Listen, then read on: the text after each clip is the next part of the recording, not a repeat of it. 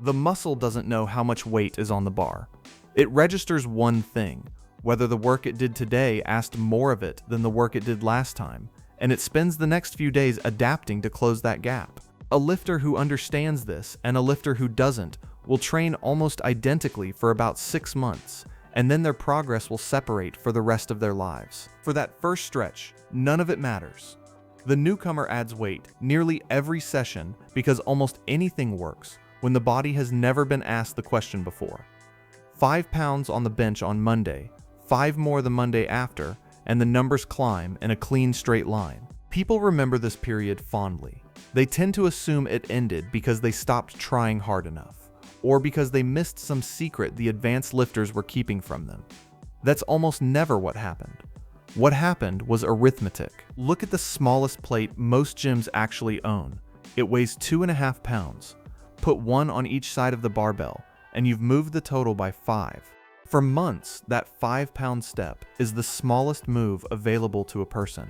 And for months, it's fine, because 5 pounds added to a heavy lift is a rounding error. Someone deadlifting 400 pounds who adds 5 is asking his body for a little over 1% more than last time. The body shrugs and hands it over. Now take that exact same 5-pound jump and move it to a different lift. The overhead press, for most people, lives in a much lower range than the deadlift. Picture a lifter grinding out 65 pounds for a hard set of 5. Adding 5 pounds to that bar is not a rounding error. It's close to an 8% increase, asked for in a single session on the smallest and least forgiving pressing muscles the body owns. The same person who sailed through bench progress stalls here and can't work out why. He decides the limit is in his shoulders. The limit is in the plate rack. This is the part that gets misdiagnosed constantly. When progress stops, the lifter goes looking for the problem inside his body. He questions his recovery, his protein, his program, his genetics. Sometimes those are worth questioning, but very often the body was perfectly willing to give another 2%, and the only thing standing in the way was that no plate in the building let him ask for 2%. He could ask for 0 by repeating the same weight, or he could ask for 8 by adding the smallest plate on the rack. There was nothing in between, so he stalled, not because he'd reached his ceiling, but because the equipment forced him to choose between standing still and overreaching. Fractional plates exist to fill that gap, and the inventory is worth knowing exactly. They come in weights the standard rack never bothers with: 1/4 pound, 1/2 pound, 3/4, a full pound, loaded as a pair. A 1/2 pound plate on each side moves the bar by a single pound total. That's a fifth of the smallest jump most people think is possible. On that 65-pound press, a 1-pound increase is somewhere around 1.5%, which is right in the range the body was willing to give all along. And here's the fact the whole thing rests on, the one piece of this that surprises people when they sit with it. The muscle cannot tell the difference between a 5-pound jump and a 1-pound jump. It has no sensor for the number. It doesn't read the plate. All it detects is mechanical tension, whether the tension this session exceeded the tension it had already adapted to, and it responds to that signal regardless of how that tension got there. The research on progressive overload is consistent on this point. What drives the adaptation is that the load crossed the threshold of what the tissue had already handled. Whether it crossed by 5 pounds or by 1 changes how sustainable the progression is. It does not change whether the progression counts. That single fact reframes the entire plateau problem. Progression was never primarily a willpower problem. It's a signaling problem. The goal of a working program is to send the body a clean, repeatable signal that today was slightly harder than last time, often enough that adaptation never gets a reason to stop. The 5-pound plate sends a signal that's too loud to repeat session after session once you're past the beginner stage. The 1/2 pound plate sends one quiet enough that the body can answer it again and again for months, sometimes longer. What's actually happening underneath, when the increments are small enough to sustain, is 2 adaptations running at once rather than 1. There's the tissue level change people picture when they think about lifting, the muscle fibers themselves remodeling and growing in response to repeated tension. That one's slow by nature. But there's a second adaptation that's faster and quieter in the nervous system. The body gets better at recruiting motor units, at firing the fibers it already has in better coordination and at the right moment. Small loading increases let both of these keep pace with each other. The neural side stays sharp because it's being asked to express slightly more force constantly. The tissue side keeps building because the tension keeps climbing.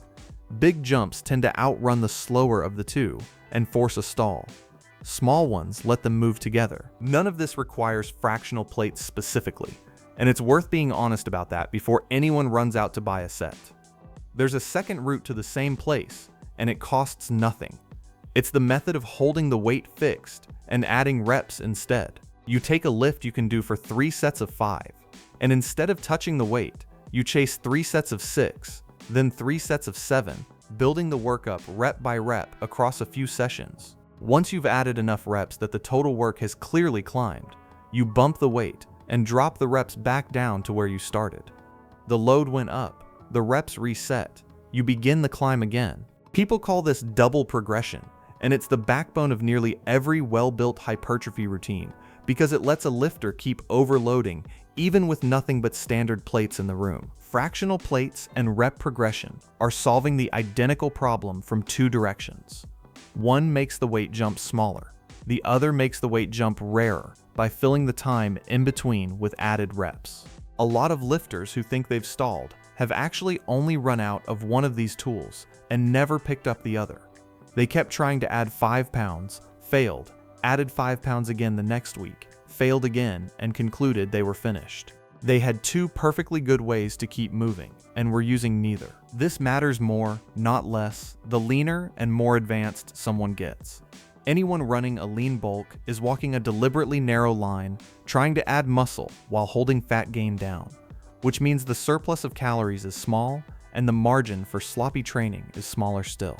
On a lean bulk, the whole point is that progress is supposed to be slow and clean, and a person training that way can't afford to stall a lift for a month because the only available jump was too big to make.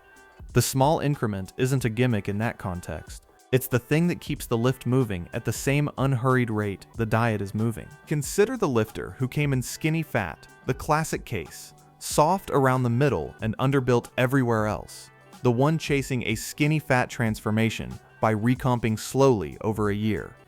That person is almost always an intermediate in disguise.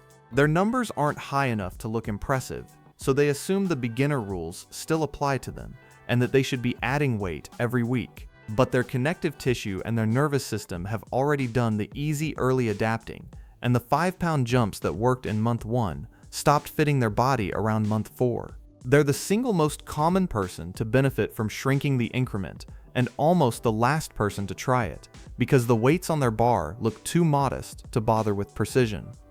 The modest weights are exactly why the precision matters. A small jump is a large percentage on a small lift. If that's you, diet moving, lifts frozen, that's exactly what my lean bulk program is built to fix, mapped to your numbers.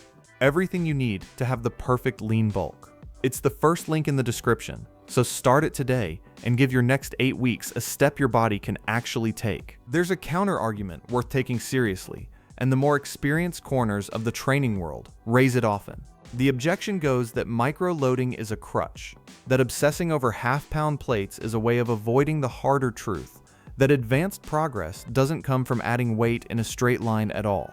And there's something to it. For a genuinely advanced lifter, years deep, near the limits of what their structure will do, you can't simply keep adding a pound a week forever and expect it to work. At that level, progress comes from managing fatigue across blocks of training, from periods of pushing and periods of backing off, from varying the work in ways that a single number on a bar can't capture. For that lifter, fixating on the smallest possible plate genuinely is missing the point. The micro-loading mechanics are one tool.